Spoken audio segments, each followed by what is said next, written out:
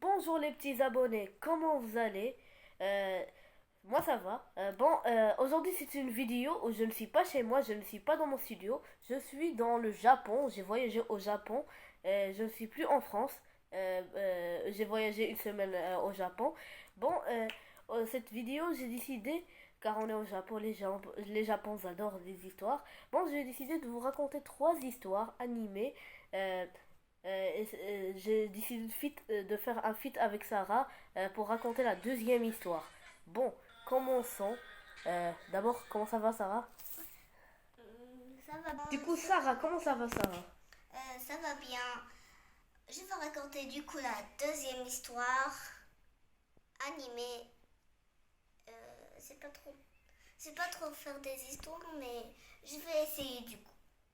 Elle va bien réussir. Bon, du coup, partons pour la première histoire. C'est parti. Et avant, abonnez-vous à la chaîne et mettez un like. Et on commence, car les Japons adorent les histoires, alors on commence. Cette histoire se passe quand j'avais 14 ans. Je partais chez ma copine pour jouer. C'était en décembre 2020.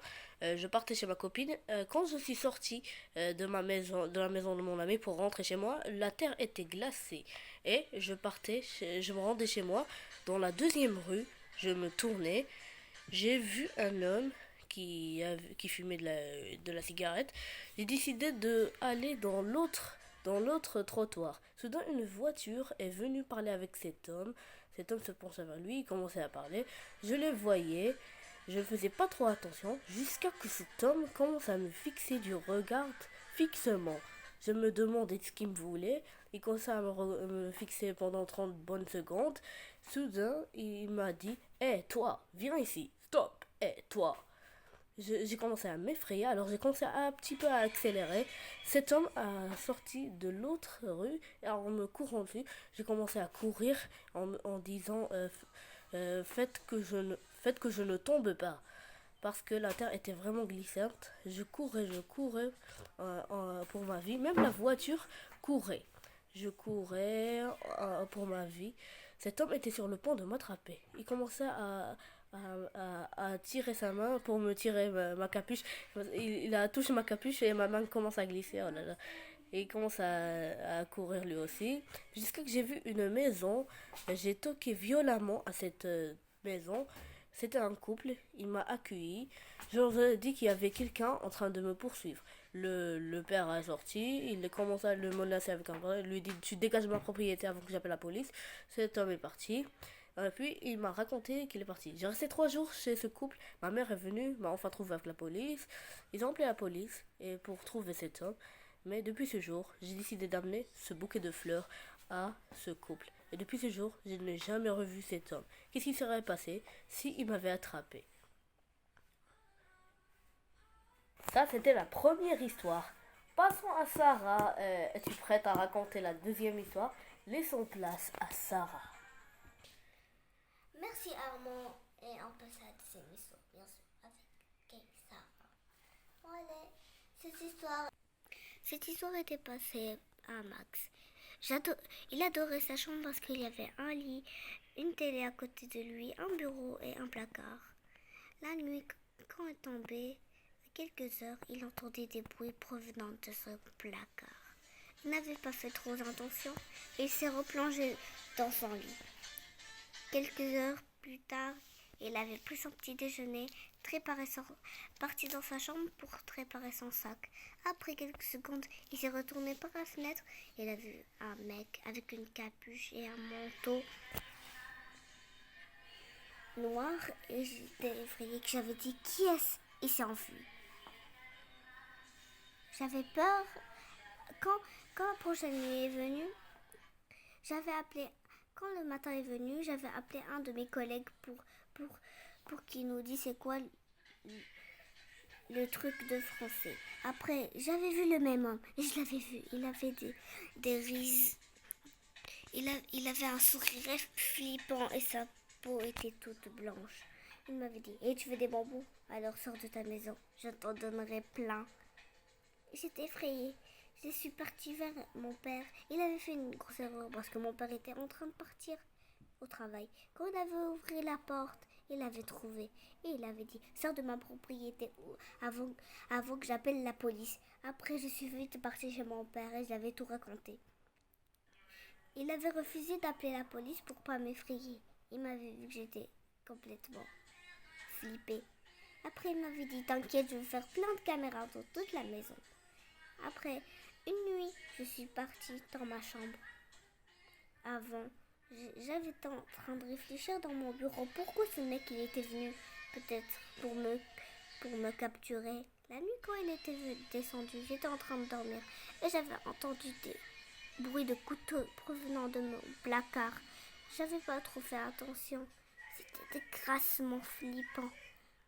J'avais pas eu le temps de réfléchir trop. Et c'est ce temps où j'étais en train de courir vers la chambre de mes parents. Je les ai tout raconté ce qu'il y avait. J'avais entendu tout. Et après, j'avais entendu des mains, des pas.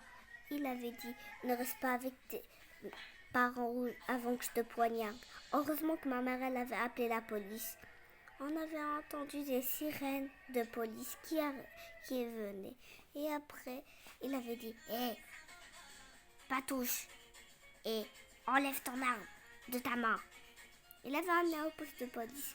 Il avait poignardé. Il venait d'un hôpital psychiatrique. Il avait poignardé un des gardes et il s'est enfui. Mon père, plus jamais il avait oublié de mettre des caméras de sécurité. Il l'avait mis même dans les toilettes. Je remercie Sarah pour cette histoire. Par contre, je propose une petite question. Le garçon que l'autre lui a proposé des bonbons, il va pas partir juste parce qu'il lui a demandé des bonbons. Bon, je remercie Sarah. T'as quoi à dire? Attendez. Rien. Qu'est-ce que t'as à dire, Sarah? J'ai rien de compliment à te dire. Merci, c'est juste. T'es toujours en France? Oui. C'était bien cette histoire. Demain, je vais voyager en Belgique. Moi, quand même, je suis toujours en Japon. Passons maintenant à la dernière histoire. J'ai vécu un cauchemar sur TikTok. Commençons, c'est parti.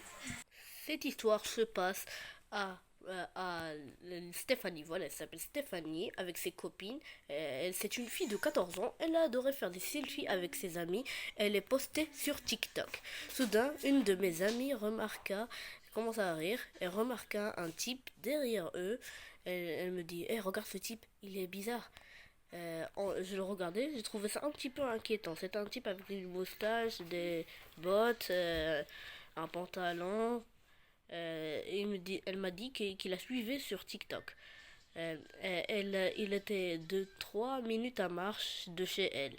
Je cherche, elle va même le montrer dans TikTok. Il s'appelait Greg. Je cherchais moi aussi. Et soudain, en bonne surprise, j'ai trouvé.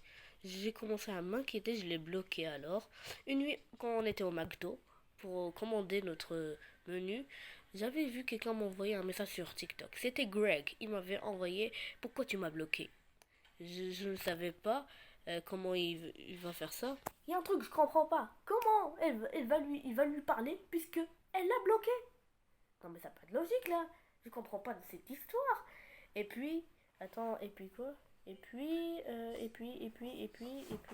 je me demandais, j'ai même créé un autre compte.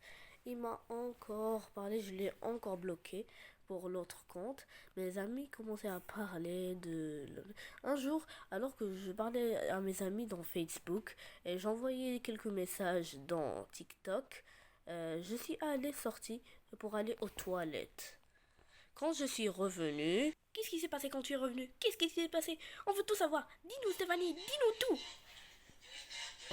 Bon, wow. Ils m'ont tous dit quel sujet que tu envoies. Et qu'est-ce que c'est que tout ça? Je me demandais, ils m'ont dit de me regarder mon TikTok. Quand je suis allée le voir, j'ai été terrifiée de ce que j'ai vu. Quelqu'un était en train de filmer ma chambre. Je me demandais qu'est-ce qu'il fait. Quand quelqu'un m'a dit... Il m'a dit...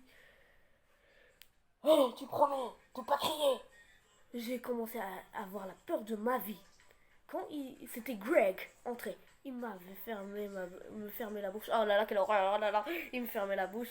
Mes parents ont tout entendu. Mon père est il a vu, il lui a donné un coup de poing. Oh, Et puis ils ont appelé la police.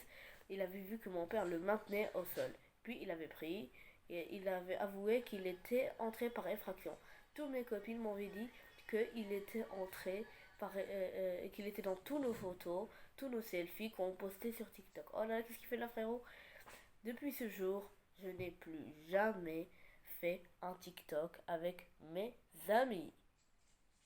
Oh mon Dieu! Comment avez-vous trouvé ces histoires? Un petit peu la chair de poule? Cool. Je vous ai fait une paix. Elle a été cool.